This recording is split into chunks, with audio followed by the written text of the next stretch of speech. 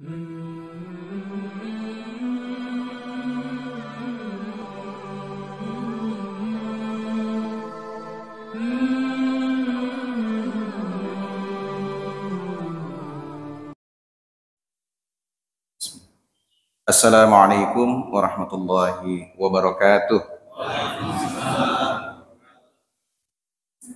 Alhamdulillah, alhamdulillahirabbil alamin. Salatan wa salaman daimani ala Rasulillah Sayyidina Muhammad ibn Abdillah wa ala alihi wa ashabihi wa man wala. La haula wa la quwata illa billah. Rabbi shrah li sadri wa yassir li amri wahlul 'uqdatam min lisani yafqahu qawli.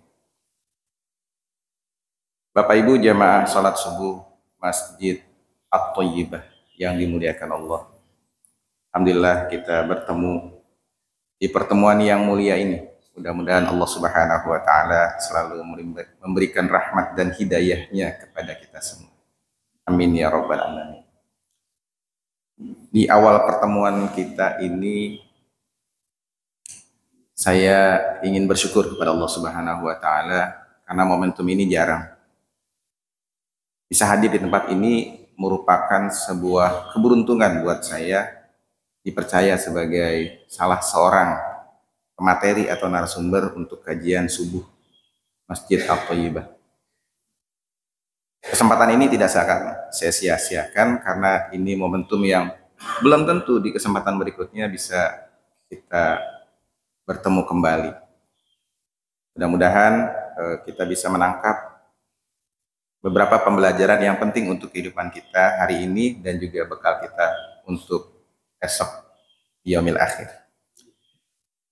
Bapak Ibu jamaah salat subuh yang dimuliakan Allah, sesungguhnya Allah menciptakan berbagai karunia kepada kita. Salah satunya adalah potensi untuk belajar. Innas sam'a wal basara wal fu'ad. Ketiga potensi itu yaitu pendengaran, penglihatan, dan juga keberpihakan hati, itu akan diminta pertanggungjawaban oleh Allah Subhanahu wa taala. Yang menjadi persoalan buat kita adalah apakah selama atau sepanjang hidup kita sampai usia saat ini potensi itu sudah dimaksimalkan atau belum? Pendengaran kita di usia saat ini masih banyak mendengarkan hal-hal yang bermanfaat buat kita, atau malah sebaliknya, kita lebih senang untuk mendengarkan hal-hal yang tidak bermanfaat untuk kita. Kemudian juga penglihatan. Berapa banyak penglihatan yang sudah kita layangkan, kita tujukan, dan itu tidak berguna untuk kita.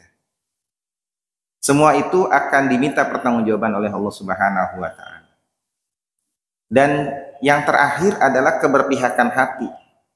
Wal fu'ad, orang itu cenderung kepada sisi kebenaran atau cenderung kepada sisi kemungkaran. Dan kenyamanan itu akan terlihat dari keberpihakan. Dia berdiri pada posisi mana? Pembela kebenaran atau sebaliknya? Pembela kemungkaran. Dan Bapak Ibu yang dimuliakan Allah, di kesempatan ini kita akan coba untuk sama-sama merekonstruksi ulang jiwa-jiwa pembelajar kita agar nantinya pertanggungjawaban di hadapan Allah Subhanahu wa taala sudah cukup.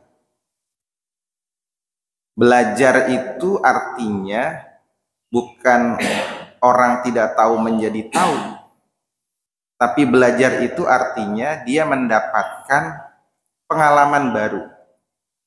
Inilah yang disebut dengan belajar. Pengalaman kita ketika masih usia anak-anak itu akan menjadi memori di usia kita saat ini. Dan perilaku kita saat ini akan menjadi memori untuk anak-anak kita di generasi berikutnya. Jadi pengalaman-pengalaman itu yang akan membuat kita menjadi dewasa. Peristiwa-peristiwa yang Allah hadirkan dalam kehidupan kita atau dihadirkan lewat diri kita kepada orang lain itu akan menjadi bekas. Dalam bahasa Arab disebut dengan asar, pakai sa, asar. bekas-bekas kehidupan atau jejak-jejak kehidupan kita itu apakah bisa dicontoh oleh generasi berikutnya atau tidak. Nah, pada kesempatan yang singkat ini kita akan sama-sama merekonstruksi ulang tentang semangat pembelajaran kita agar seluruh potensi yang Allah titipkan kepada kita itu bisa lebih maksimal. Apa saja yang bisa digali untuk menjadi sumber-sumber pembelajaran itu? Dalam Al-Quran disebutkan surat Al-Mu'minun ayat ke-80. A'udzubillahi minasyaitonirrajim wa huwal ladzi yuhyi wa yumiit wa lahu ikhtilaful laili wan nahar afala ta'qilun. Dialah yang menghidupkan dan mematikan, baginya lah kekuasaan mengatur pergantian malam dan siang, apakah kamu tidak mengerti? Kalimat yang terakhir yang disampaikan Allah Subhanahu wa taala, afala ta'qilun.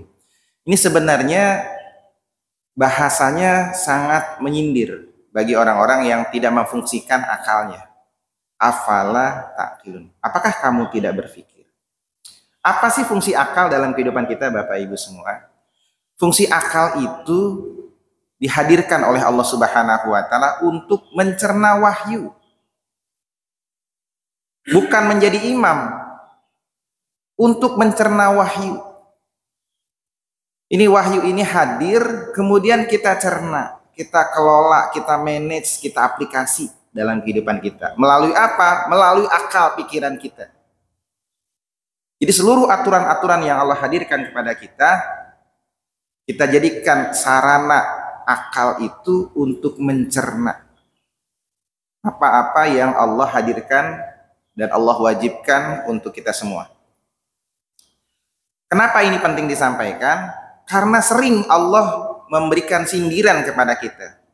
Kalimat afala ta'qilun itu bukan sekali, berkali-kali diucapkan Allah Subhanahu wa taala. Artinya untuk memahami wahyu, untuk memahami perintah-perintah Allah itu dibutuhkan orang-orang cerdas. Orang-orang yang berpikir, memberdayakan akalnya dengan metode, pendekatan, teori, dan lain sebagainya. Nah, hadirin yang dimuliakan Allah Subhanahu wa taala, kita akan coba menggali apa-apa saja yang memungkinkan kita untuk lebih cerdas, lebih dibandingkan hamba-hamba Allah yang lain. Karena kita bisa menangkap berbagai sumber belajar yang Allah sediakan. Apa saja sumber belajar yang Allah sediakan? Yang pertama adalah pergantian siang dan malam. Pergantian siang dan malam ini dalam Al-Quran disebutkan di surat Al-Imran ayat 190. Inna fi khalqis samawati wal ardh wa ikhtilafil laili wan nahar la ayatil liulil albab. Sesungguhnya dalam penciptaan langit dan bumi serta pergantian malam dan siang terdapat tanda-tanda kebesaran bagi orang-orang yang berakal. Liulil albab. Siapakah ulil albab itu? Alladzina yadhkurunallaha qiyaman wa qu'udan. Orang yang selalu memikirkan tentang ciptaan Allah Subhanahu wa taala. Qiyaman wa qu'udan. Mau duduk, mau berdiri, mau tidur, bahkan yang ada pada dirinya sendiri. Jadi proses berpikirnya tidak berhenti ketika dia lulus sekolah. Proses berpikirnya tidak berhenti ketika dia sudah menamatkan di bangku kuliah. Terus proses berpikir itu berlangsung di siang dan malam. Kenapa kita harus memikirkan siang dan malam, pergantian waktu ini? Karena ini penting untuk kehidupan kita. Bapak Ibu, hadirnya jam di masjid kita, saya tadi dikasih tahu sama panitia, Pak, nanti ceramahnya jangan lebih dari waktu syuruk. Saya tanya, waktu syuruk itu kapan? Itu Pak ada di papan. Saya lihat jam 5.53. Pertanyaan saya untuk bapak-bapak semua, yakin nggak waktu syuruk jam segini, Pak? Yakin? Berdasarkan apa, Pak? Sudah ketentuan. Sudah disepakati. Nggak bakal bergeser, Pak. Udah diteliti itu. Udah digali oleh para ilmuwan. Itu namanya ilmu astronomi atau ilmu hisab. Ada perhitungan yang memastikan bahwa pergantian waktu itu bisa dihitung. Pergantian waktu itu bisa dihitung. Asyamsu tajri limustaqarril laha.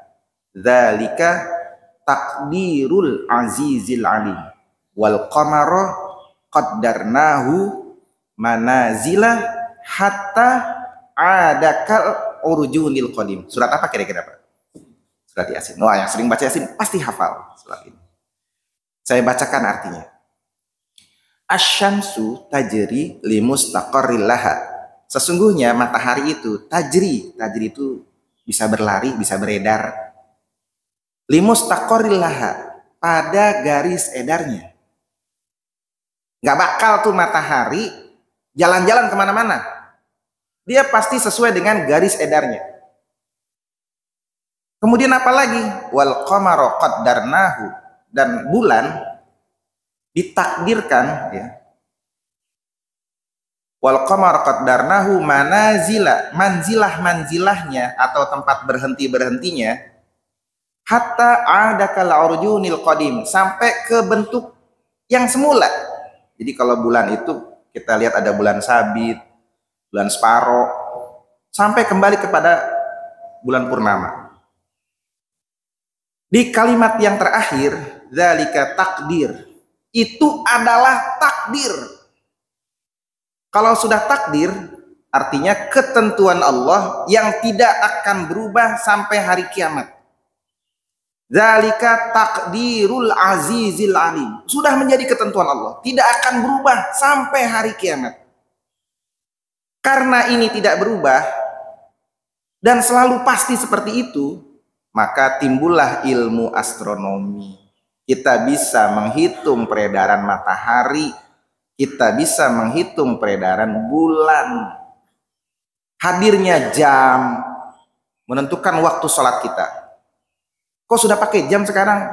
Inilah perkembangan ilmu akibat dari para ulil albab itu. Orang-orang yang tidak berhenti berpikir tentang ciptaan Allah Subhanahu wa ta'ala. Nanti selain jam mungkin ada lagi waktu-waktu yang lain kita bisa mengetahui kapan meteor itu akan hadir, kapan komet itu akan melintas, berapa menit terlihatnya, kapan gerhana matahari itu muncul, berapa lama, di bagian wilayah mana saja yang terdampak oleh gerhana matahari itu. Semua bisa diukur. Kenapa? Peredaran matahari sudah terbaca. Sekarang kalau saya dari Duri Kosambi, Pak, ke sini itu sekitar 20 menit. Dari Duri Kosambi ke sini sekitar 20 menit. Pertanyaannya, kalau baru 10 menit, kira-kira saya berada di mana, Pak? Udah ketebak ya? Wah, ini baru 10 menit, Pak Ustadz. Pasti baru sampai situ tuh. Kenapa? Biasanya saya dari sini ke Duri Kosambi itu 20 menit. Itu jalan santai, kecuali kalau saya pakai gigi 4 ya, itu beda cerita. Itu jalan santai itu segitu ukurannya. Jadi artinya sesuatu yang biasa kita lakukan akan terukur. Apa saja. Inilah sumber belajar buat kita. Kalau kita tidak menangkap itu sebagai sumber belajar kita, sayang sekali. Allah sudah menghadirkan potensi-potensi yang Allah titipkan buat kita, tapi kita tidak maksimalkan secara benar. Yang pertama adalah sumber belajar itu pergantian siang dan malam. Kemudian yang kedua yang bisa menjadikan sebagai sumber belajar adalah seluruh organ tubuh kita. Rasa syukur itu akan hadir ketika kita mempelajari organ-organ tubuh kita. Suatu saat fungsi-fungsi dari organ tubuh kita itu akan tidak berfungsi, akan berkurang fungsinya. Mata yang biasanya normal, di usia saya mungkin 49 tahun, tidak bisa senormal orang-orang yang usianya 17 tahun. Kalau melihat yang jauh itu saya bisa kelihatan ibu-ibu sana, ada warna apa. Tapi mungkin melihat yang dekat, nah ini sudah mulai bermasalah. Artinya, fungsi-fungsi organ tubuh kita itu semakin lama akan semakin hancur. Yang menjadi persoalan buat kita adalah apakah waktu masih benar, waktu masih baik-baik saja, waktu masih bisa digunakan, apakah sudah dimaksimalkan untuk ketaatan kepada Allah Subhanahu wa taala. Saya melihat bapak-bapak di sini udah pada tua-tua ya. Mohon maaf nih. Barangkali ada penyakit asam aurat. Ada ya? Oh, nggak ada ya? Uratnya. Kalau lagi kambuh, mau melangkah ke masjid aja luar biasa itu susahnya. Ini prestasi hebat nih kalau saya melihat banyak orang tua di masjid. Artinya mungkin rasa sakit itu ada. Pegel itu pasti ada. Pusing-pusing dikit ada. Tapi bisa hadir di masjid itu prestasi. Karena dia bisa memaksimalkan potensi yang tersisa. Apalagi anak-anak muda yang badannya sehat, yang matanya masih jelas, yang kakinya masih kuat, tidak bisa hadir ke masjid. Nah, itu pertanyaan. Ini sumber belajar kita, Pak. Kalau kita tidak maksimalkan anggota-anggota tubuh kita untuk bersyukur kepada Allah Subhanahu wa taala, nanti pertanyaannya bagaimana? Dalam Al-Quran surat Az-Zariyat ayat 21, wa fi anfusikum afala tubsirun. Begitu juga pada tanda-tanda kebesarannya pada dirimu sendiri. Apakah kamu tidak memperhatikan? Bersyukurnya kita, ini kita masih bisa bernapas, Pak. Jantung kita mungkin masih sehat. Sebagian di antara kita mungkin sudah pasang ring. Ya.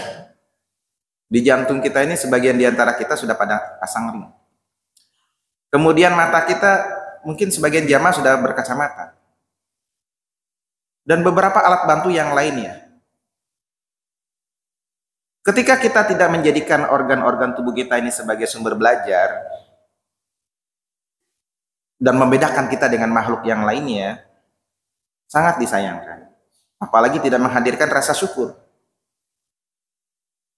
Seluruh yang Allah titipkan kepada kita, dari mulai ujung rambut sampai dengan ujung kaki, semua harus menjadi bahan pembelajaran kita untuk selalu pandai-pandai bersyukur. Kalau di ilmu kedokteran itu bukan cuma kita ngomong bersyukur, tapi dipelajari betul. Ini sampai kapan nih nggak berfungsinya nih, jantung kita sampai kapan nggak berfungsinya. Kalau dikasih rokok, dikasih alkohol, dikasih apa, sampai kapan nih nggak berfungsinya? Itu bisa diketahui oleh ilmu kedokteran. Tapi kita bukan pada ranahnya. Yang penting buat kita adalah apakah kita pandai untuk bersyukur kepada Allah Subhanahu wa taala dengan nikmat yang Allah titipkan ini. Kemudian yang ketiga, yang paling penting lagi adalah pergantian kekuasaan. Ini adalah sumber belajar yang penting buat kita. Kenapa ini bisa menjadi sumber belajar? Agar kita bisa mengevaluasi diri. Yang namanya jabatan itu kan amanah. Suatu saat Allah akan memberikan kepada siapa yang dikehendaki dan Allah akan ambil dari siapa yang dikehendaki. Artinya nggak lama, kekuasaan itu nggak lama. Sehebat-hebatnya orang ada ukuran tahunnya, ada periodenya. Yang membuat kita menjadi masalah adalah ketika kita lepas dari jabatan itu. Dulu gaji kita mungkin di atas 50 juta, bahkan di atas 100 juta. Kalau direksi ya. Ketika tidak lagi menjabat, gajinya cuma UMR. 3 juta. Ya. Jadi para pensiunan ini orang-orang hebat yang bisa mampu bertahan dengan kondisi yang berbeda dari kondisi sebelumnya. Pergantian kekuasaan itu menjadi sumber belajar yang Allah titipkan di surat Al-Imran ayat 26. Qulillahumma malikal mulki tu'til mulka man tasya wa tanzi'ul mulka mimman tasya wa tu'izzu man tasya wa tudhillu man tasya biyadikal khair innaka ala kulli syai'in qadir.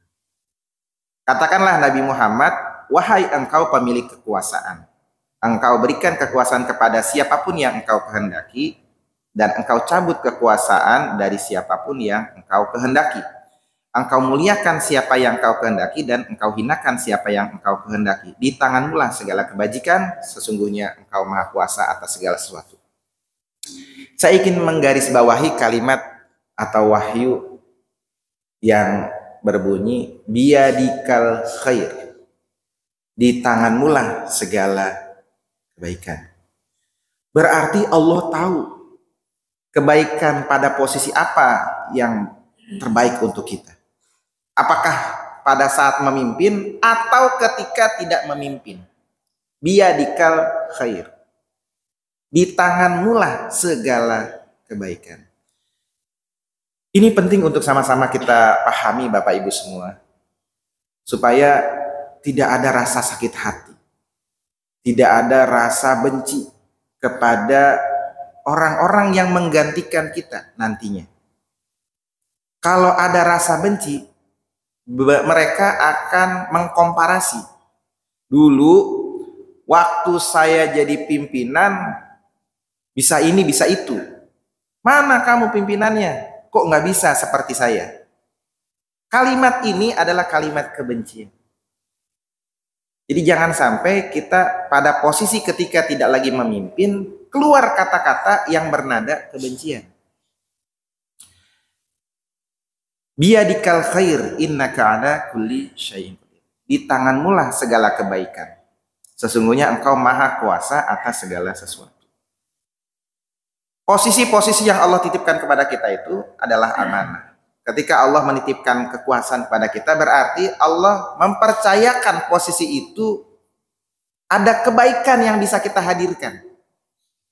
Ketika Allah cabut kekuasaan dari diri kita, berarti Allah percayakan kita itu pada posisi yang tidak lagi memimpin, kita bisa berkontribusi lebih baik lagi. Nah, hadirin yang Allah Subhanahu wa taala, pemahaman ini mungkin tidak bisa seluruhnya dipahami atau diterima secara 100%. Pak, ini masalah mental, Pak. Agak berat merubah kayak membalikan sebuah tangan gitu. Nggak bisa seperti itu. Memang ada proses, betul. Dan proses yang paling baik adalah ketika dijalani secara berjamaah. Secara berjamaah. Ini proses yang paling baik. Kok secara berjamaah kan harusnya kan kita sendiri, Pak, berkontemplasi, menyendiri. Menyendiri boleh, tapi jangan lama-lama. Khalid bin Walid ketika dicabut SK-nya oleh Umar bin Khattab, Khalid bin Walid itu panglima tertinggi. Ketika dikeluarkan SK pemecatan oleh Umar bin Khattab, beredar isu, santer lah. Kalau kita bilangnya viral, ya, wah viral nih, Khalid dicabut SK-nya oleh Umar bin Khattab. Jangan-jangan ini ada luka lama nih, karena Khalid dan Umar itu sama-sama jagoan di masa lalunya. Ya. Ini sama-sama pendekar ini. Mungkin persaingan masa lalu nih. Kebetulan sekarang Umar jadi khalifah, dicabutlah tuh SK Khalid bin Walid sebagai panglima. Isu itu merebak. Kemudian ditanya, gitu, kenapa Umar mencabut SK Khalid bin Walid sebagai panglima? Apa jawaban Umar? Jawaban Umar, saya khawatir bahwa Khalid ini mempengaruhi pasukan kita nantinya. Kalau tanpa Khalid, semangatnya kurang. Kalau ada Khalid, semangatnya bertambah. Nanti kalau perang tanpa Khalid, mampu nggak semangat ini setinggi ketika masih berada bersama Khalid? Itu yang dipikirkan oleh Umar bin Khattab. Umat Islam dilatih untuk tidak hadirkan figuritas. Umat Islam dilatih untuk tidak tergantung pada orang satu. Kepemimpinan kita ini banyak yang punya potensi. Hadirkan orang-orang yang punya potensi itu untuk diberikan kesempatan memimpin. Jangan bergantung pada satu orang. Tapi pada pribadi Khalid ketika menerima SK pemecatan itu, apa yang terjadi? Dia masuk ke dalam rumahnya, ditungguin sama orang-orang di luar. Nih Khalid mau ngapain nih? Kita tungguin. Sehari nggak keluar, 2 hari nggak keluar, 3 hari baru keluar. Ketika keluar, masyarakat yang ingin melihat Khalid ketika keluar itu terkaget-kaget. Kenapa terkaget-kaget? Khalid keluar dengan memakai pakaian perang. Muncul pertanyaan, bro, kita kalau ngomong gitu ya, bro, ente kan udah nggak jadi panglima lagi, kok masih pakai baju perang? Apa jawab Khalid? Saya berperang bukan karena Umar, tapi saya berperang karena Allah. Artinya, pada posisi manapun, Khalid siap membantu perjuangan Islam. Inilah contoh kepemimpinan. Dimanapun posisinya ketika tidak lagi memimpin atau ketika memimpin, dia memimpin karena Allah.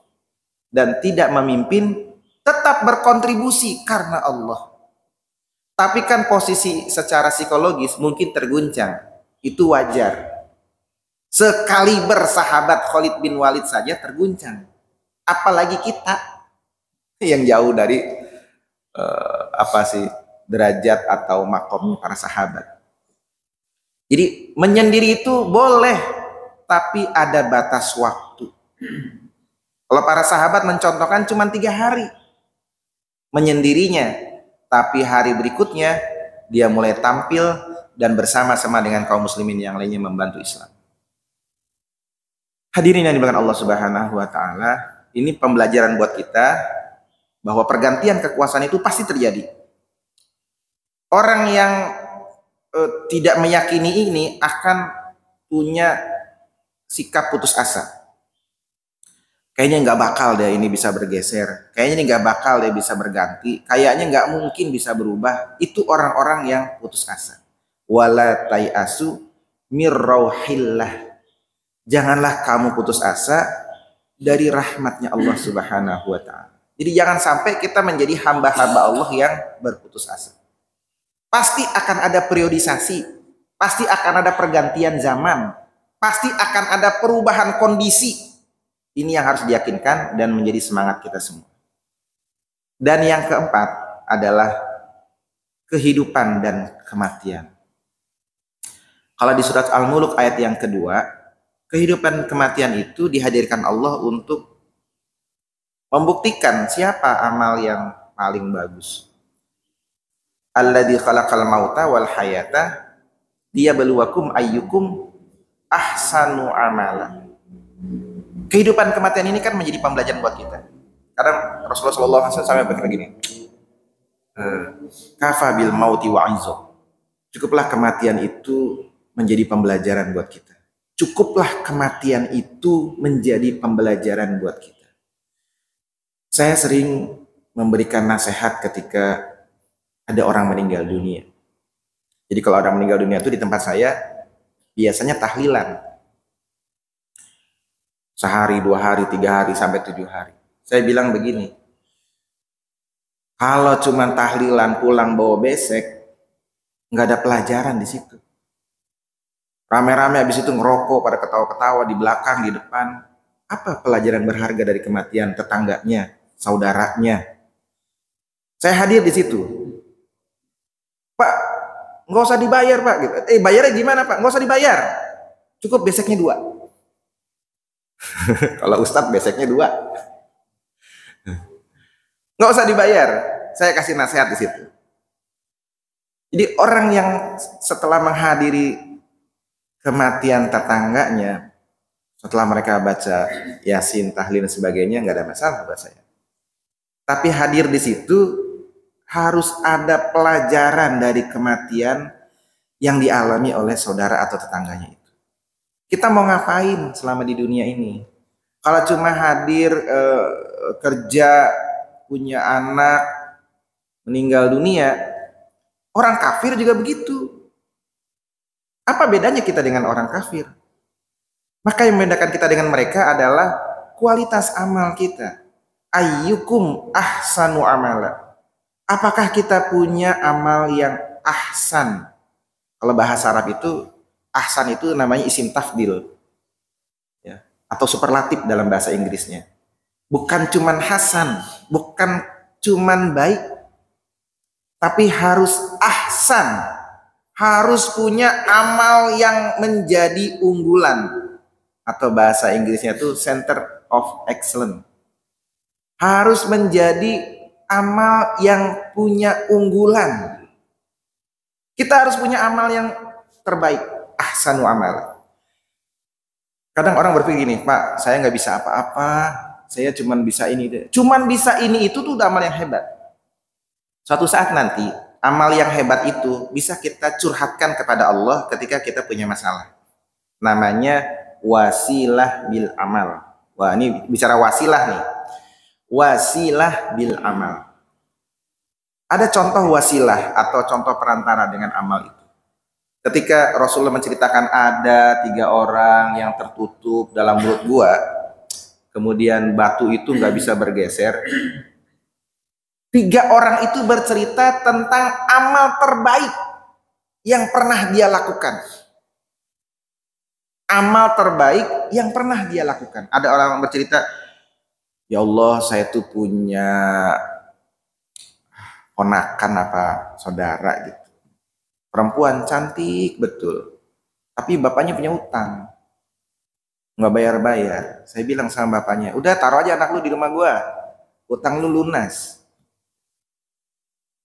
Ketika pada saatnya datang tuh perempuan ke rumah saya. Ketika saya akan menyentuh dia, dia ngomong sama saya begini, sentuhlah saya dengan cara yang halal. Langsung saya ingat Engkau ya Allah. Setelah itu saya bebaskan dia, saya lunasi hutang orang tuanya. Ya Allah, kalau memang itu amal terbaik saya, tolong keluarkan saya dari tempat ini. Itu bergeser batunya. Jadi amal terbaik itu bisa menjadi wasilah amal. Bisa kita ceritakan kepada Allah dalam doa-doa kita ketika kita punya masalah. Orang yang kedua juga sama. Saya punya orang tua, saya punya anak juga, tapi saya dahulukan orang tua saya. Anak saya nggak kasih minum susu kalau orang tua saya belum minum susu. Ya Allah, kalau emang itu amal saya bagus, keluarin saya dari sini. Terus orang ketiga juga cerita, ya Allah, saya punya pegawai saya nggak ngambil gaji, itu gajinya saya beliin ternak. Ternyata ternaknya beternak terus sampai satu bukit, berkembang biak. Ketika orang itu datang sama saya bilang begini, kamu mau gaji? Iya, saya mau gaji saya. Kamu lihat nggak tuh ada banyak ternak tuh di bukit situ. Wih, banyak betul Pak. Ambil semuanya, itu gaji kamu. Diambil semuanya, nggak dikasih sisa buat saya Allah, tapi saya ikhlaskan. Karena itu memang punya dia. Ya Allah, kalau ini amal terbaik saya, keluarin saya dari sini. Maka batu itu bergeser. Ini ceritanya hadisnya kuat ini. Jadi bisa berwasilah dengan amal kita. Tapi persoalannya gini Bapak Ibu semua. Kita di sepanjang waktu ini, apakah punya catatan kebaikan yang luar biasa? Yang disebut sebagai ahsanu amala itu. Ada nggak di catatan kehidupan kita? Kalau ada, ingat-ingat. Nggak usah ceritakan sama orang. Nggak usah ceritakan sama cucu kita. Nggak usah ceritakan sama anak-anak kita. Ceritakan kepada Allah. Ya Allah, saya punya amal gini, saya punya amal ini. Tolong ya Allah, anak saya diangkat juga derajatnya. Punya hajat seperti itu, boleh. Karena itu berwasilah dengan amal. Amal sendiri, bukan amal orang. Ya. Kalau amal orang, cerita sama amal orang gitu. Itu nggak bisa. Faman ya'mal misqala dzarratin khairan yarah wa may ya'mal misqala dzarratin syarran yarah. Orang itu akan bertanggung jawab dengan amalnya masing-masing. Kalau dia berbuat baik, dia akan dibalas oleh Allah Subhanahu wa taala walaupun sebesar biji zarah. Begitupun sebaliknya, kalau dia beramal buruk, dia akan dibalas oleh Allah walaupun sebesar biji zarah. Artinya kita akan bertanggung jawab dengan amal masing-masing. Kemudian yang terakhir, kita itu bisa menjadikan sumber belajar itu seluruh makhluk Allah Subhanahu wa Ta'ala. Ini bisa menghadirkan ilmu dan pengetahuan. Makhluk Allah ini bisa menghadirkan ilmu dan pengetahuan. Kalau ilmu itu dipelajari lewat buku-buku, tapi pengetahuan dihadirkan lewat peristiwa-peristiwa. Maka kita bedakan antara ilmu dan pengetahuan. Salah satu ayatnya adalah surat Al-Ghasyiyah ayat yang ke-17. Afala yanzuruna ilal ibili kaifa khuliqat. Panjang lanjutannya masih banyak yang lain. Wa ilas sama'i kaifa rufi'at. Wa ilal jibali kaifa nusibat. Wa ilal ardi kaifa sutihat. Yang terakhir fa dzakir innama anta mudzakir. Ingatkan itu. Bagaimana unta diciptakan? Kalau kita memperhatikan salah satu ciptaan Allah ini, unta itu adalah binatang yang hebat. Dia mampu bertahan tidak minum selama 2 minggu. Menurut penelitian ya. Dia mampu tidak minum selama 2 minggu. Kita nggak minum 3 hari aja, mas bener gitu ya. Ini unta 2 minggu bisa nggak minum. Kemudian mampu menempuh perjalanan bermil-mil tanpa lelah. Mampu menopang beban di atas punuknya seberat apapun. Mampu berjalan itu unta. Yang paling hebat lagi adalah mampu bertahan di badai pasir. Kita sebagai manusia aja masih bingung tuh. Orang-orang Arab sana kalau ada badai pasir. Nah, hadirin yang Allah Subhanahu wa Ta'ala, ini baru satu ciptaan Allah, belum lagi yang lainnya. Itu menjadi pembelajaran buat kita. Kalau kita bisa belajar dari makhluk-makhluk Allah ini, kita akan punya banyak ilmu dan pengalaman. Kalau kita tarik pada konteks kemanusiaan kita bisa belajar dari guru-guru kita. Kita bisa belajar dari orang-orang tua kita. Bagaimana mereka mencontohkan perilaku yang baik. Menghadirkan kontribusi yang bisa jadi teladan. Itu pembelajaran berharga. Kalau kata Buya Hamka, orang itu setelah wafat meninggal dunia, akan dikenang 3 hal saja. Yang pertama adalah karena ucapannya. Dulu waktu masih hidup, pernah ngomong apa? Itu akan dikenang. Saya bisa hadir seperti ini, jadi kayak begini, itu karena nasihat siapa? Itu akan dikenang. Dulu kalau nggak ada yang ngasih tahu, mungkin saya masih tersesat. Itu akan selalu kita kenang. Nasihat-nasihat orang-orang yang sudah tiada akan selalu mengenang di tubuh kita, di pemikiran kita. Kita bisa duduk bersimpuh di tempat ini, pasti ada banyak orang-orang yang mengingatkan kita. Dan kita akan ingat orang itu. Saya dulu pernah bertanya sama guru saya, Pak, buat apa sih belajar bahasa Arab? Karena bahasa Arab kan nggak dipelajari di SD, SMP, SMA, apalagi kuliah. Buat apa sih? Terus guru saya menjawab gini, pelajari saja. Nanti Allah tunjukin jalannya. Pelajari saja, nanti Allah tunjukin jalannya. Setelah saya jadi seperti ini, guru saya masih hidup. Saya temui guru saya, Pak, ingat nggak Pak? Dulu Bapak memberikan semangat kepada saya supaya tetap belajar bahasa Arab. Sekarang Allah tunjuki jalannya. Saya mau bersabar untuk belajar karena ucapan Bapak. Saya ingat Fahmi, dulu kamu kan ini gitu. Kamu yang paling ini gitu. Iya betul Pak, itu saya. Kita akan ingat mereka. Dan sekarang guru-guru saya sudah banyak yang wafat. Kita akan mengenang orang yang sudah mendahului kita dengan ucapannya. Kemudian yang kedua adalah dengan perilakunya. Sewaktu masih hidup di dunia, pernah melakukan apa? Itu akan menjadi kenangan orang-orang yang masih hidup. Ya. Kita akan mengenang orang tua kita yang sudah nggak ada. dan kita akan dikenang oleh anak-anak kita yang masih hidup. Dulu Bapak tuh mencontohkan kalau pagi tuh mandi, sebelum subuh tuh mandi, sudah hadir di sholat subuh itu udah bersih, udah seger. Perilaku itu menjadi teladan bagi anak-anaknya. Sampai saat ini saya kalau mandi sebelum subuh, udah mandi. Itu yang diajarkan orang tua dulu. Akan selalu diingat. Bapak saya bilang, jangan merokok ya. Kenapa? Bapak saya mencontohkan nggak ngerokok. Jadi perilaku-perilaku itu akan selalu kita kenang. Dan kita akan menjadi pribadi sesuai dengan apa yang kita lihat. Yang disayangkan adalah kita tidak mencontohkan kebaikan, kemudian kita harapkan anak-anak kita menjadi baik. Bu, halo? Ketika waktu azan berkumandang, nyuruh anak-anaknya, "Weh, sholat ke masjid." Ibunya masih pegang HP. Nih gimana nih, Shopee ada di mana nih? Lazada di mana gitu. Ini enggak ibu-ibu di sini, ibu-ibu di negara Konoha. Ya, enggak di sini. Bapak-bapaknya juga sama, nyuruh anaknya sholat. Sholat gitu. Bapaknya masih mancing aja di. Ya. Jadi perilakunya akan kemudian berbalik. Nah, bapak ngomong begini. Ya.